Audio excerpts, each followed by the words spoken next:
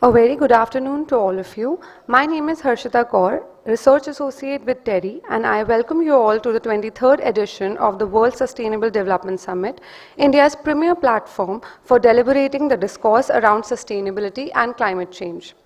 On behalf of TERI, it is my pleasure to MC this plenary session on accelerating business actions for realizing sustainable development goals, a crucial topic that holds the key to our shared future. To begin with, please join me in extending a warm welcome to all our distinguished speakers on stage. We have with us Mr. Manish Chasia, COO, Corporate and Cleantech Finance, Tata Capital Limited. Please, sir, join us on stage. Mr. Yasuo Takahashi, Executive Director, Institute for Global Environmental Strategies. May we have a round of applause, please? Mr. Vinit Honda, Founder, CEO, Kaizen PR Services Private Limited. Ms. Niha Upadhi, Founder, Guna Organics. Dr. Levin Kellon, Senior Fellow and Associate Director, TERI. And the esteemed chair of this session, Mr. Sanjay Seth, Vice President and Chief Executive Officer, Griha Council, and Senior Director, Sustainable Infrastructure Program, TERI.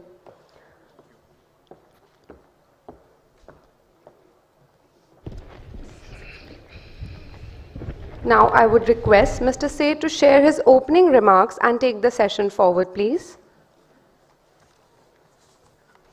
All right. Thank you very much, Harshita. Good afternoon, ladies and gentlemen. It's really a privilege for me to be here as we begin this forum on the CEO's Forum for Accelerating Business Actions for Realizing Sustainable Development Goals. We all know that SDGs 2030, not very far away, and actions on SDGs is something which we are all worried about. Where are we currently and where do we really see ourselves by 2030? And to share their views, I have a line of spectacular speakers with me who are leaders in their, in the work that they do. Not necessarily, I always say that every person in an organization is the CEO. Right, for the work that he or she is doing. Likewise, and I have some excellent people who are providing leadership to the work that they do in their respective organizations. We unfortunately don't have one speaker who's unable to join us. He's an advocate, and I'm sure that his hearings must have extended beyond the designated time. But let me give a very brief introduction to the people that we have here. Mr. Manish Chasia, who is the CEO of the Corporate and Cleantech Finance, Tata Capital Limited. We have Vinit Honda, Founder and CEO of Kaizen. We have Mr. Takahashi, who is the Executive Director, Institute of Global Environmental Strategies. Then we have, of course, Niha Upadhi, who's been the founder of Guna Organics. And then my own colleague, the Senior Fellow and Associate Director, Dr. Levin Kellon in TERI. What I would want to do is give each one of you, for your initial remarks, on the lines that we are, discussing here. You can call Sugandha. She will represent Mr. Kamal. We'll need another chair. Okay, no problems. But you'll need to give me your introduction as to... Okay, sure. Great. And it also adds another woman speaker on the dais. Welcome you. Ek aur chair, please. So what I would want is that maybe you all can give your initial remarks on, the work that you all do, and thereafter I will give you an overarching question, which I would want your thoughts and interventions on. Okay? Can we have a round of applause for the lady who's joined us now? And I'm sorry, I need to get your name. Sugandha. All right. Thank you. Hi, I'm Sugandha Gopal. I'm a partner in J. Sagar Associates. I work very closely with Mr. Amit Kapoor, who's perhaps stuck in court. Okay. So you're the same organization? Same Good. organization. So the legal perspectives could be provided by you. I'll try. Yeah, great. Thank you very much. All right. So should we begin with Neha? Okay, Neha, why don't you give your initial remarks? Yes, Namaskar, Julie. Thank you for assembling this winter afternoon, and thank you to TERI and the panelists for this opportunity. So, I am Niha Upadhi. I have been a green social entrepreneur working in remote Ladakh. We have adopted 8 villages and we provide them training in organic farming and solar technology to create indigenous organic solar dried products with the help of frugal innovation. We have been closely working with the SDGs of climate action, responsible production and consumption, and access to affordable energy. I would like to say that women entrepreneurship statistics in India are very poor. We are only 14% registered with Niti Aayog, out of which 3% get funding and out of which only 1% survive. And the same statistics can draw an analogy with our women farmers who work for 3,485 hours, whereas male farmers work for 1,212 hours. So I have been working very closely with women farmers and developing India's first eco-village called Takmachik.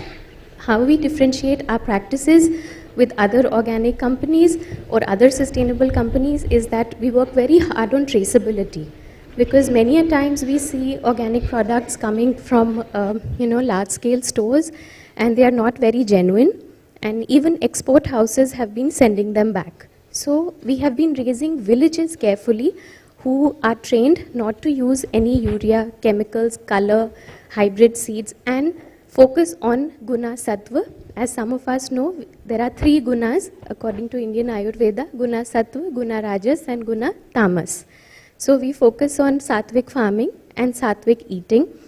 In the last 4 to 5 years, with the support of the Indian government, especially Ministry of Environment, Forest and Climate Change and Department of Science and Technology, we have distributed solar dryers, solar cookers, solar kits, solar butter churners to our indigenous communities who have far been neglected.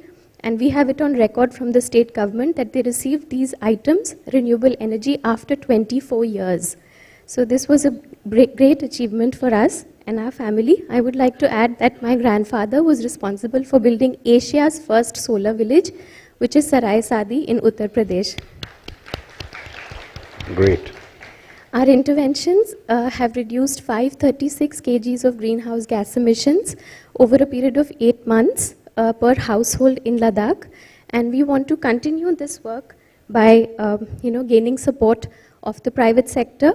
Our challenges, as I have been encouraged to talk about the challenges we face with the private sector, is that many a times for CSR and other kinds of funding, most corporate houses want some area close to them. So say for instance, if the corporate is based in Gurgaon, they want to work in a village in Haryana. Or in Noida, so they would want something in UP or close to Delhi. The same happens in Maharashtra. All the corporates are based in Mumbai and Pune. They say, why don't you take up some village here? So they don't realize that the villages we took up in Ladakh were because they were flash flood victims. Ladakh was affected with flash floods in 2010, 11, 14, 15 and 17. Year after year, the population went through this disaster and we decided to not leave them alone. So that's one challenge we face with the corporates. When we try to link them with Amazon and other biggies, their margins are so high that the farmers are not able to get anything. And there is one big victory. The 8 villages that we work in, this is a statistic from the Department of Industries. We were initially purchasing those apricots, walnuts and barley for 150 rupees a kilo. In the last 6 years, they've gone up to 465 rupees a kilo. And if you compare them with the apricots in Zanskar or other areas where we don't work, you can still find them for 200 rupees or 250 rupees. So we have enhanced the livelihoods at the grassroots level as well. Before the pandemic, and I really believe that this is the power of feminine care, we were able to reverse migration in the villages from 27 to 75 households. We had young men coming back from Jammu, Chandigarh, Srinagar to be a part of organic. It became the buzzword. They were very happily making solar cooked breads and biscuits in the solar cookers. So I really want to highlight the significance between Prakriti and Janani. Thank you. Good. Thank you. Thank you, Neha. Mr. Takahashi? Can I have your opening remarks? Oh, okay. Thank you very much for your kind introduction. And my name is Takahashi, Executive Director of IGES. IGES is a policy think tank on environment and sustainability, established 25 years ago by the initiative of the Japanese government. We have been conducting researches in a wide range of fields, including climate change, biodiversity, and the circular economy. And IGES and the TERI has been collaborating very closely for long years. And TERI is one of the most important partners for us in Asian region. So I'm very glad to attend this meeting. On this subject, today's session, first of all, I would like to point out three major areas, key areas of progress between business and finance sector to introduce large-scale financing for sustainable activities. The first is taxonomy, creation of a mechanism to clarify the definition and classification of sustainable activities. What is green? And the second is disclosure of information on sustainability. And the third is engagement, dialogue on sustainability between investors and the company they invest in.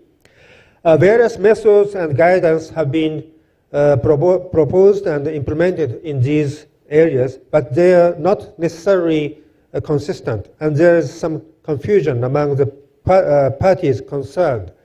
Therefore, it is important to discuss the need to standardize or harmonize them as much as possible. For example, taxonomies have been established or are being established in the EU, ASEAN, China, Singapore, Malaysia, and the UK, Canada, and so on. But they do not necessarily share a common framework.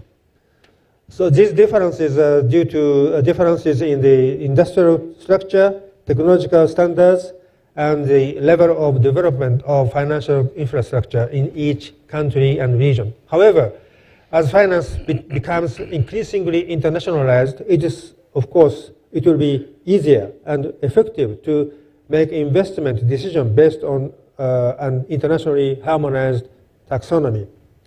With regard to the second issue of the disclosure, the growing interest in ESG investment has promoted the study of an international framework for non-financial information disclosure since 2010.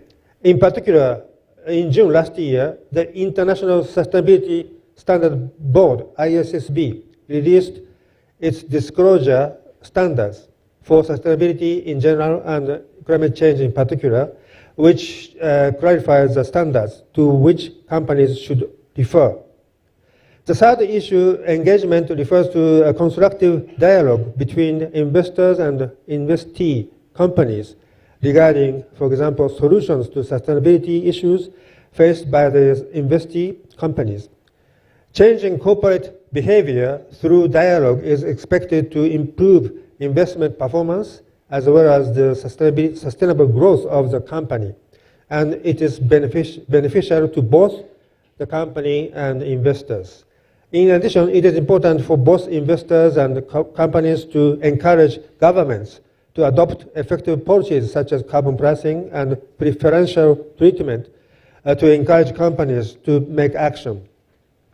Finally, in my speech, I would like to point out the importance of the efforts to increase synergies among SDGs goals. For example, Goal 5, gender equality, is known to be closely linked to the economic development.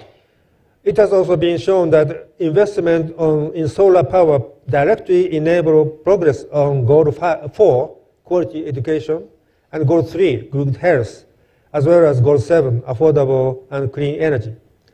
Thus, considering the simultaneous resolution of multiple challenges and maximize the co-benefit among various goals and minimize trade-offs is beneficial to promote development and expected to lead to new businesses. In this context, I would like to mention that there's a very important ongoing international discussions on this issue, enhancement of synergies. UNDESA and UNFCCC have been holding ongoing international meetings to promote synergies between climate change and the SDGs. Actually, Japan hosted the third conference on this issue, and Madam Darwin kindly joined the meeting. And currently organizing an expert group of more than a dozen experts from around the world to prepare a global assessment report on synergies, which will be submitted to the major event Summit of the Future to be held in September this year. IGES has been actively supporting this international process, and we hope we can further promote collaboration discussions with business sector in particular in Asian regions. Thank you very much. Thank you. Thank you, Mr. Takahashi.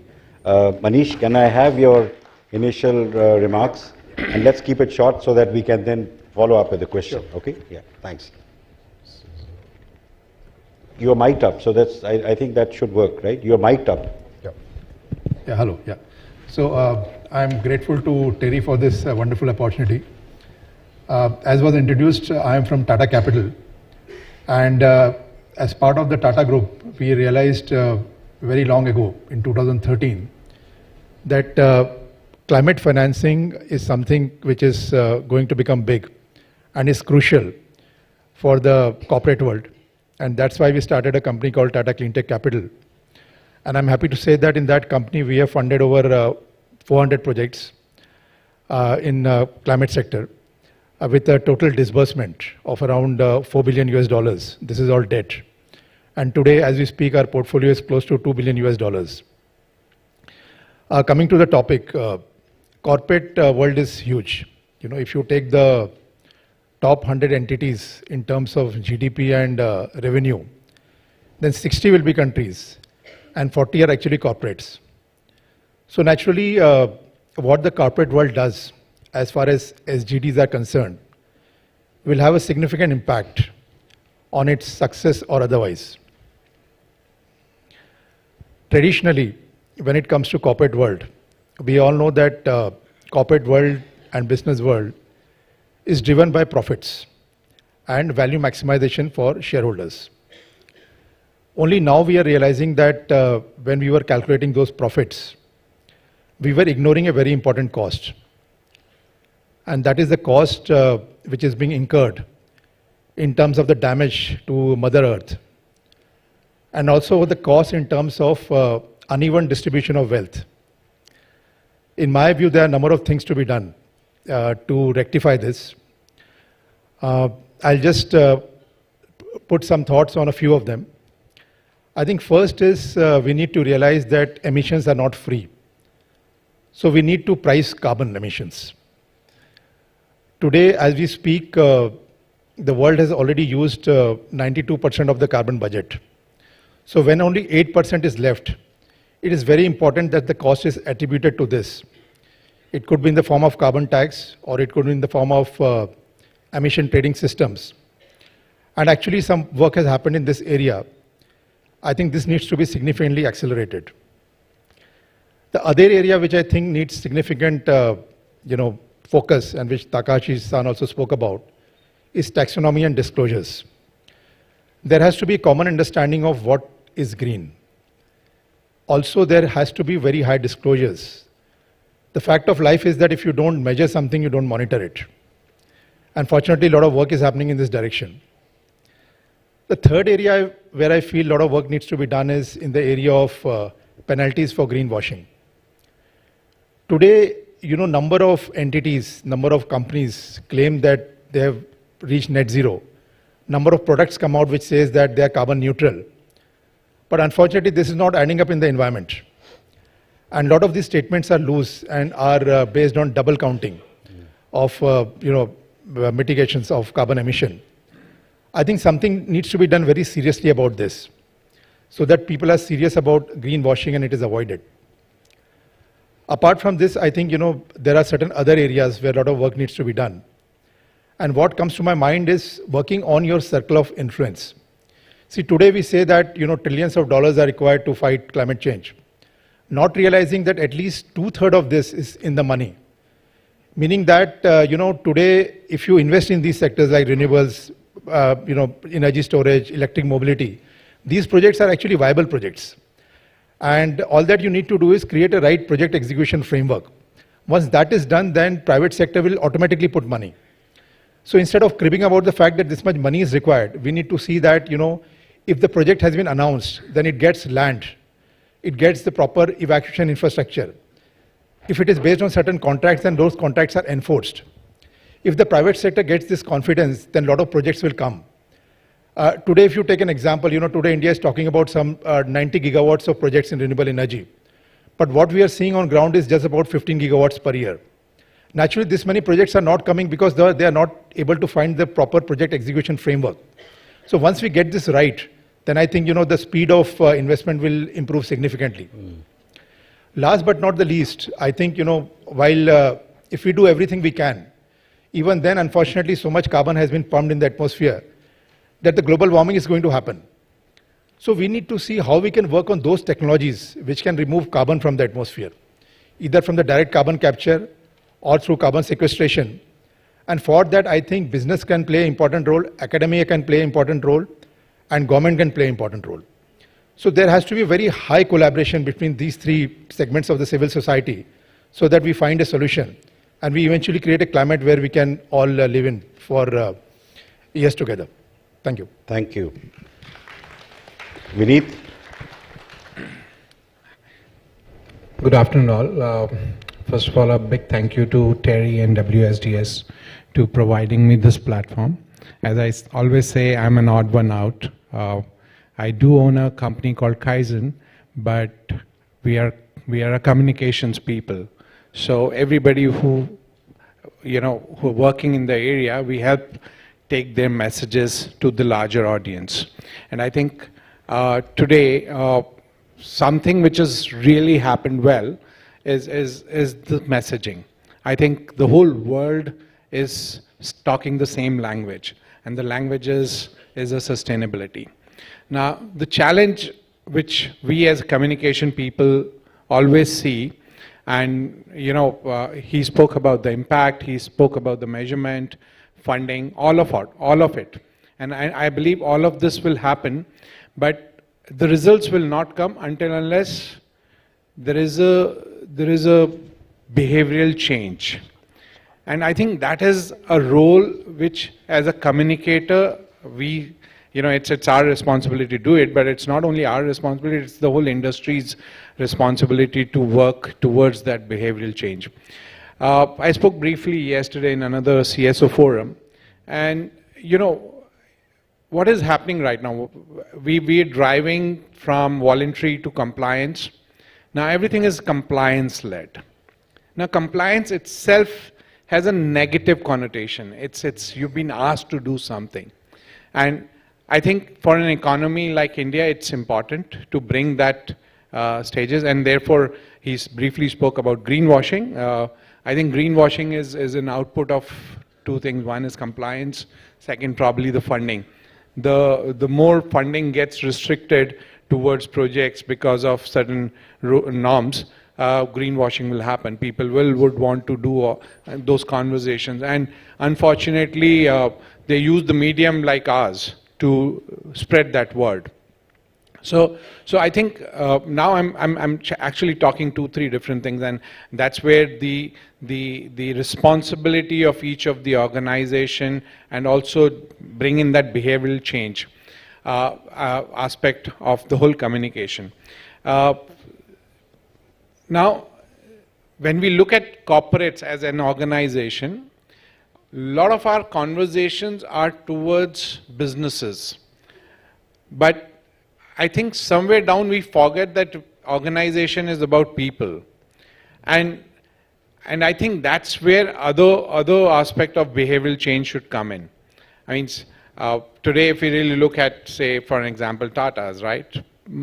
Probably 500,000 people working. If that behavioral change starts there, the impact would be much larger. 500,000 family, probably around 2.5 million people will, the Tatas would impact, or probably more. So the way I really see it, and the way I generally talk to companies and people when I interact with, that try and not only look outward, but also start looking inwards. How do you actually start making people's life, start changing their behavioral pattern when it comes to sustainability, climate change, and environment? That's what I would want to start with, and more, of course, while the discussion happens. Right, thanks Vinit, thank you very much. Can we jump to... Yeah. Thank you, Vinit. Vinit, you have also left from where I wanted to start. Business actions, they should humanize development, and it should be relevant to each and every life on our planet Earth. And only when you are doing your investments, you are doing your work related to innovations, community projects, all of them, you should be very, very careful that empathy, resilience, passion should all be the driving principles that the employees are involved in. So we have seen in our journey in projects, CSR-driven projects, where there was a very, very strong employee engagement. And once you sensitize, you're able to sensitize your employees in delivering messages that you want to should reach out to the masses, you have conquered half of your problems. So this is where I would like to first pitch it. There's another point, I went through, there is a global green skill report, and it states that between 2022 and 2023 alone, the share of green talent in the workforce increased by a median of almost 12%. This is good. But while job postings requiring at least one green skill grew nearly twice as much, that is at a median of 22%. We understand here that the gap is already there. Until we make concerted efforts to bridge this gap, it will widen further. And here, we keep hearing about the shortage of green skill workforce, people who are not skilled enough to be market ready for jobs. But there's another point that I want to touch upon here. How much do we integrate the soft skills teachings and learnings within this green skills?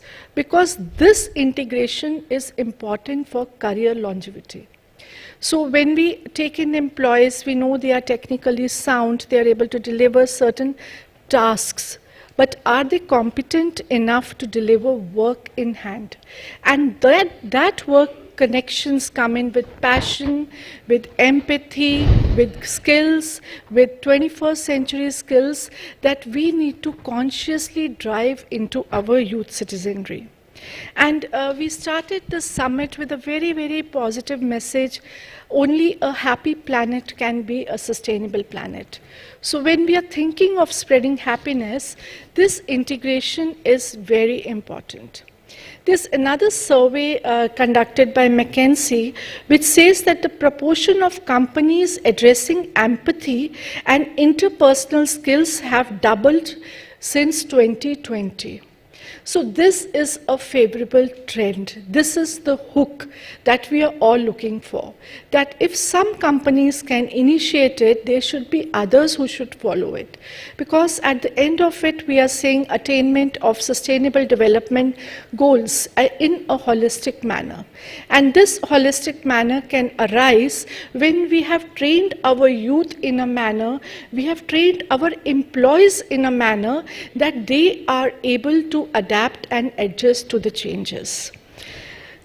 A very positive development here to share is that the Skill Council for Green Jobs India has said and predicted that there will be creation of 30 to 35 million additional green jobs by 2047.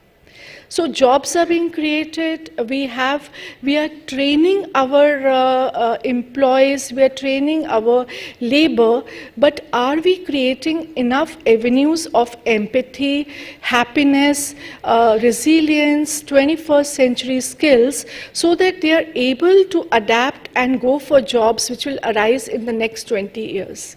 Because it is not an assembly line of delivery, but we are looking for people who will sustain and live in this job sector. Okay, Levin, I think we yes, I am just concluding, Yeah. and just wanted to share here that within the work that I have been doing in the sector of education, spanning close to 28 years, I have come across only 2 corporates who invested in 21st century skills.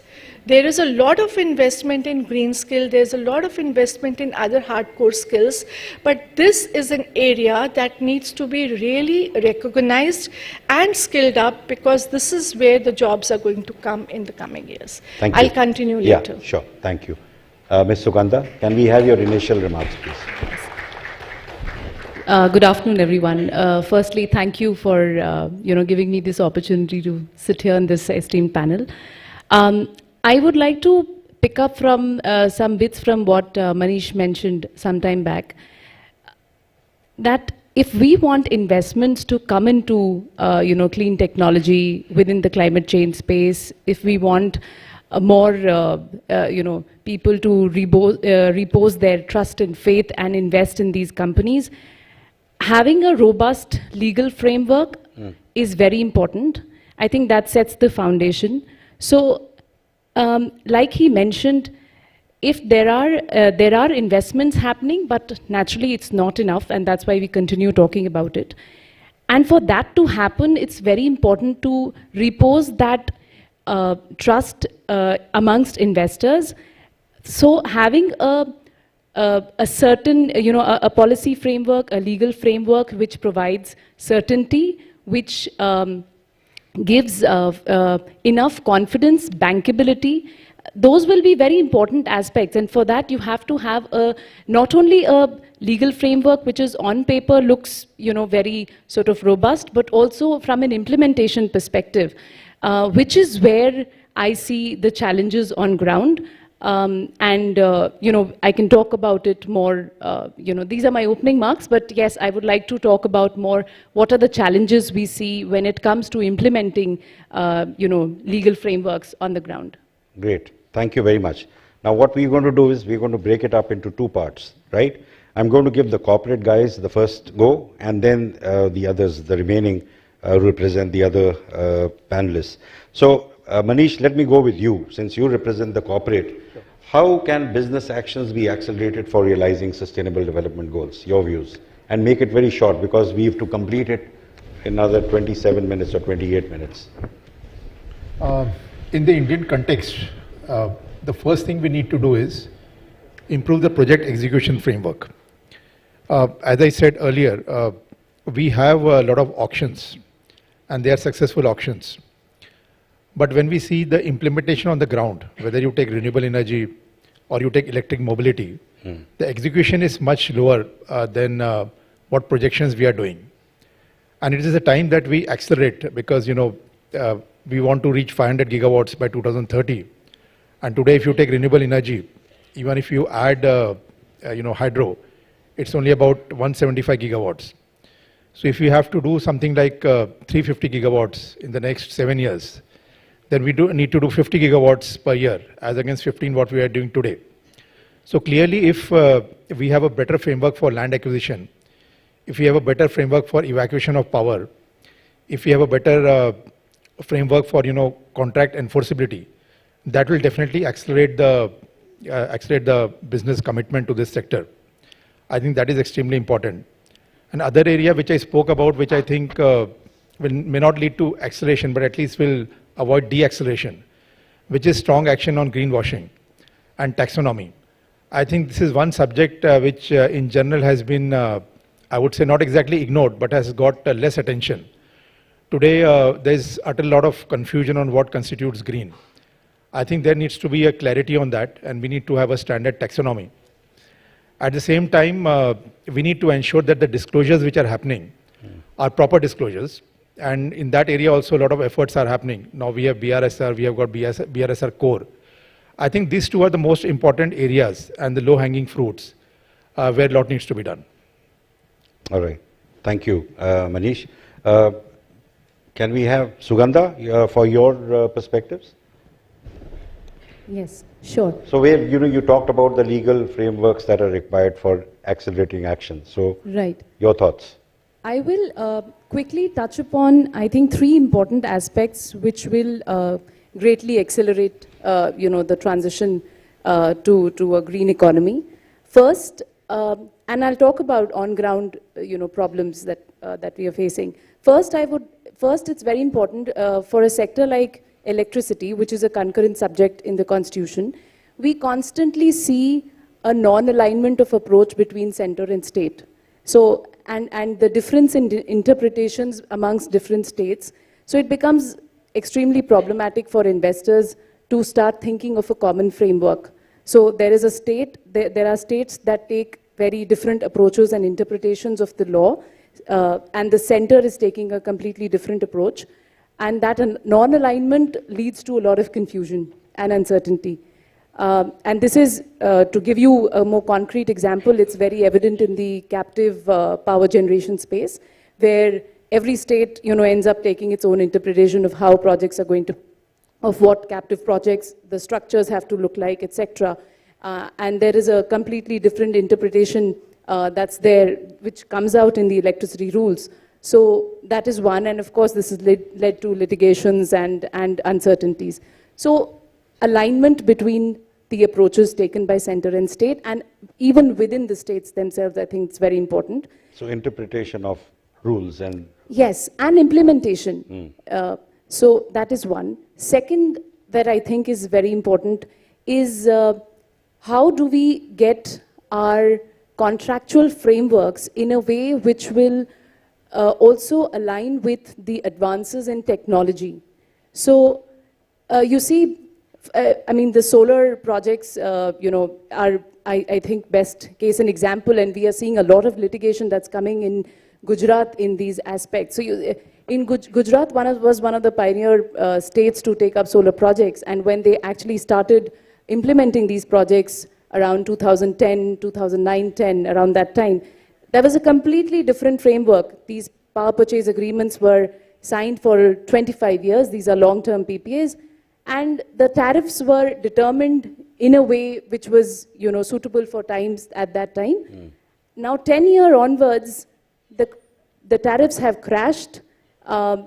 Without naming names, but it seems as if there is an urge to now terminate those contracts simply because now technology has become cheaper. But those projects were financed keeping in mind, conditions that existed at that time. So how do you deal with, and it's not wrong for the public entity to, I would say in public interest, to argue and contest that why should they be paying for expensive power now that we have, the technologies become cheaper. But how do you induce confidence amongst investors in such a case? So the contractual frameworks have to be flexible. They have to be designed in a manner where these developments and advancements can be factored in. Sure. So that's another aspect that comes to my mind. And I think, we'll come back once the others have spoken. I don't know whether I'll have time to come back, but sure, I get your point. Thank you very much. Vinit, how are your actions? It's a time for action, right? So I think it's very interesting. He spoke about certain challenges. Of course, Sugandha spoke about certain challenges. Now, where we are sitting, when these challenges are spoken about, we are talking in this closed room right now. But when it comes to the larger platforms and the advocacy, and I think that's where, see, the industry will grow only when we bring in both the sides of the coin. There's not always, there is a intent. Intent is by 2070, one has to be a net zero. Now, all the intent, all the goals are great. But when it comes to the execution, when it comes to the management, the challenges which come, means as a communicator, I feel that none of the sides are ready to sort of come back to and on a discussion table or discuss. And I think that's where this whole idea of a stronger and larger advocacy, which needs to be played. You know, sometimes what happens is you get so overwhelmed with this idea of anything you bring out, even if it's a good change you're sort of looking at, it might just go against the government, and therefore you should not speak because you'll be seen not in a great light and things like those. So I personally feel we are not doing good to the industry, or at the same time not doing good for the future of or the growth of the industry. And I think that's where, and then I believe organizations like TERI and many others who are sitting in this room would understand that highlighting these challenges and issues time to time, not only with stakeholders one-on-one, but also at the same time creating certain surround sound. And we, in our language, we call it a surround sound, in the sense there is a mass movement, there is mass conversation around these things. Probably sometimes bringing data out. You've got some interesting data points.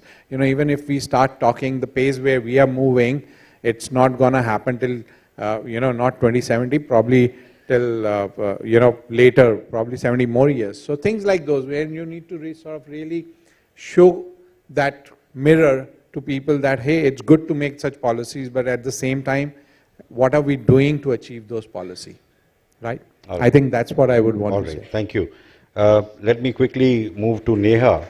Neha, tell me very quickly, in short, because I've just been reminded there is also going to be the release of a video within the time frame that we have. I was not aware of that, so I'm Thank really... you, sir. Yeah, go ahead. Yeah. So, I Very would like brief. to take from Manish ji and Levin ma'am. So, there's a lot of talk on taxonomy and execution. There is considerable amount of money that is spent on just, you know, revising the terminology taxonomy from millennium goals to sustainable goals. And this is something that I have faced, that bridging the gap between the grassroots remote villages, executives and officials working in green agencies and ministries here in New Delhi, and also our international fraternity. It is so difficult. It's almost like Chinese whispers, you know, from the grassroots to the global scenario. So that needs to be measured, but it's not something that we don't understand.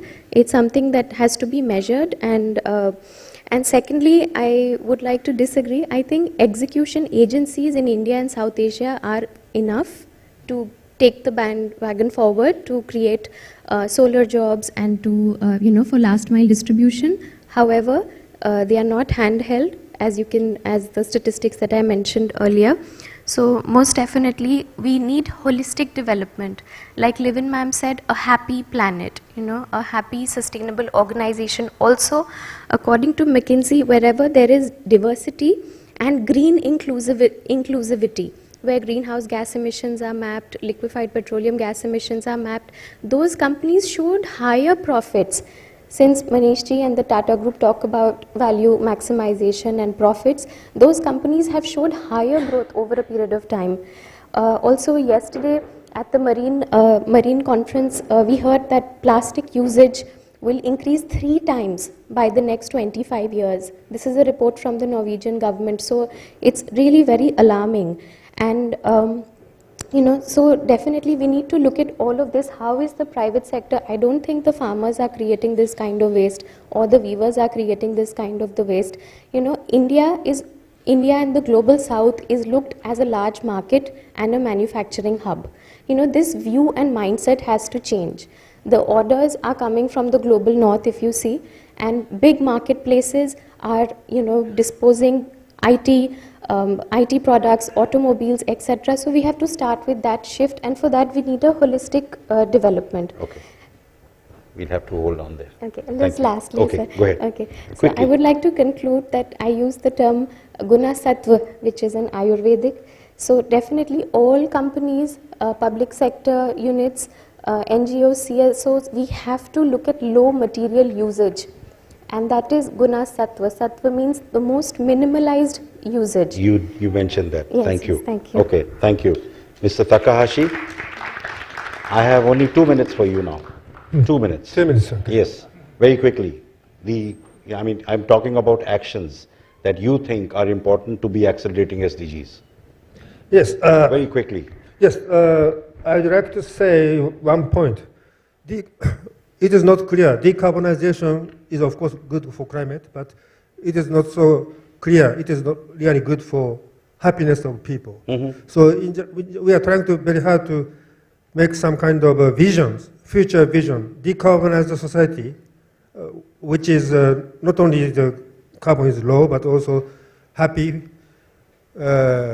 secure happiness of human life. And in Japan, for example, we have a totally different from India. We are decreasing demography, and if you go to the rural area in Japan, there are so many elderly people living alone. So this kind of social challenge is also very big. So we try to seek for some pathway which resolve this kind of social challenge and decarbonization at the same time. This kind of approach is very important for us. Thank you. Thank you. Levin, I can take the liberty of asking you to making it very short, speak please. about action, and when you speak about action, Yeah. What is required is holding hands between the academia and the industry. Opportunities are very well placed, and now with the national education policy in place, we are talking of internships, we are talking of apprenticeship, we are talking of value education, we are talking of so many other opportunities. Research agencies are also there, but we need to stick to the SDG goal number 17, which speaks about partnerships and networks, and we really need to reach out to the right agencies so that we are able to touch at least the 66% of the youth population in the country. So maybe I'll conclude here. Okay, that's very And nice. then if we have time for questions, we can debate. I doubt very much if we have time for questions, but Thank you. I think those were excellent remarks made by each one of you in the fields that you work in, and I think they're very, very relevant. I'm sure that the audience found them very, kind of enhancing their knowledge, would help them in their works that they do. And with that, I think I would like to hand it back to our session coordinators for the next set of announcements, please. Thank you. Thank you, Can we sir. have a round of applause for all the...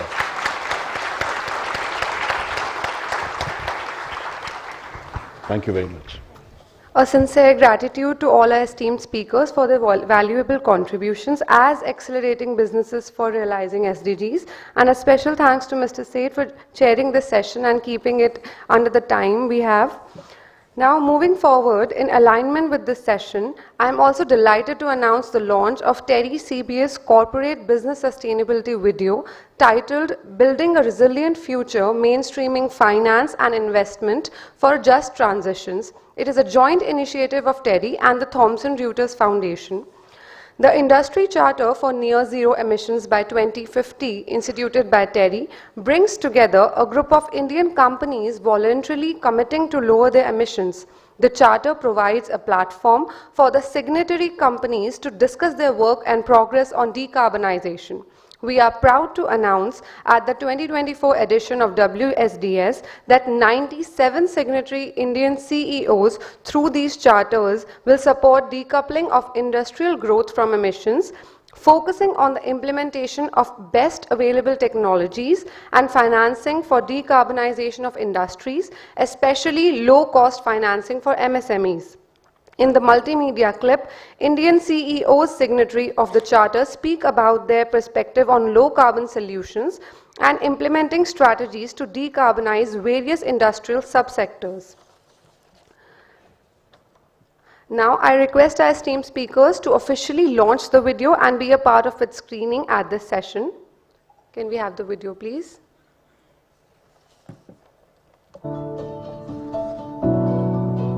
A paradigm shift in how our economies function is crucial to tackle climate risk and push towards net zero emissions. That is where TERI has an important role to play. TERI's industry charter for near zero emission by 2050 talks of Indian industry coming together to achieve this ambitious target. It's a voluntary pledge, and for that we all have to stand together, work together and achieve it together. What is required today is the roadmap for implementing technologies by various industry players.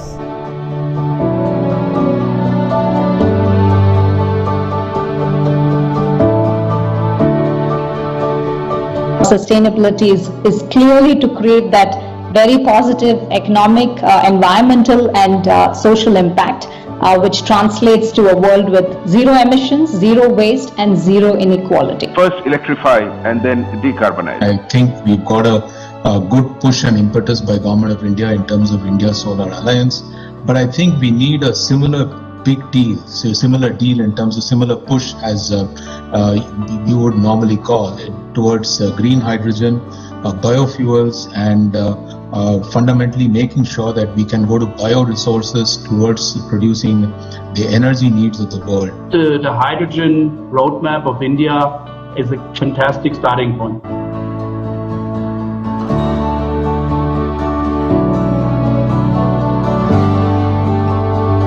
Hydrogen is ultimately, we cannot just simply think of it as a direct replacement technology. We have to think about this as a technology that is going to yield its own sequences of opportunities and things that are going to be new and different.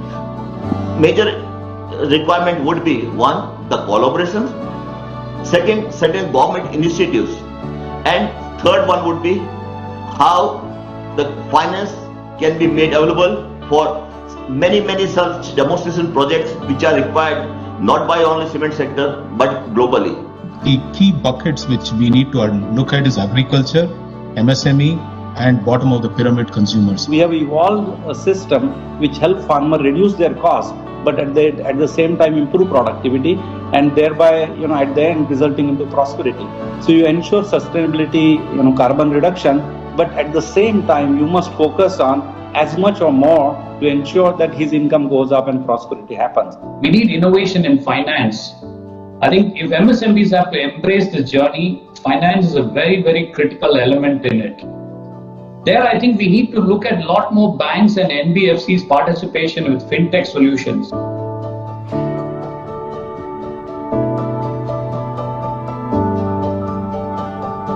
We'll have to understand the value chain across multiple sectors, their adjacencies, and come up with solutions such that truly the circular economy, decarbonization, as well as the focus on green becomes a reality.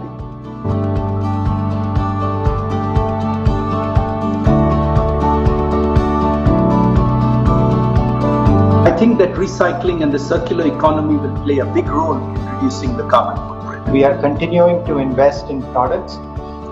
In fact, accelerating our investment in products that are all related to climate change. But we will not touch anything which has got any sort of hydrocarbons involved. We all are entering the decades of climate action.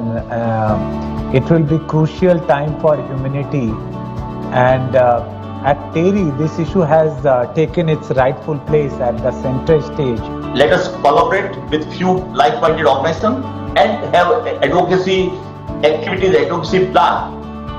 And may I, for this purpose, request all our charter members that let us make a group of 3 or 5 CEOs and then who can work on it and then take the matter forward. If you bring the players together, right, and kind of put them on a common network to kind of drive that forward, that's also a possibility that we could explore. It's really important that collaboration and co-creation, working together is the need of the hour. I mean, unless otherwise we don't do something today, then, I don't think, we can call ourselves pioneers, for tomorrow, or pioneers at heart for the good of generation. I invite Indian industry to come forward so that we all can come together and chart a low carbon pathway for the country and benefit not just our country but globe as a whole.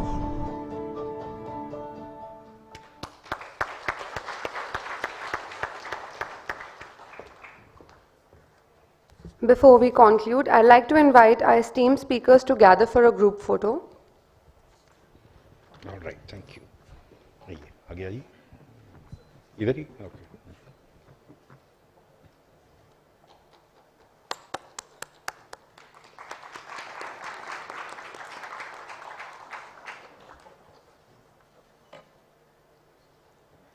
Thank you. With this, we conclude with the session. Once again, on behalf of TERI, I would like to thank our respected panelists and audience for joining us for the session. It has been my pleasure and privilege to MC this session. I request all the delegates to proceed for lunch outside. The next session, Energy Transitions for People, Peace, Prosperity and our Planet, will start at 2 p.m. here at Stein. Thank you.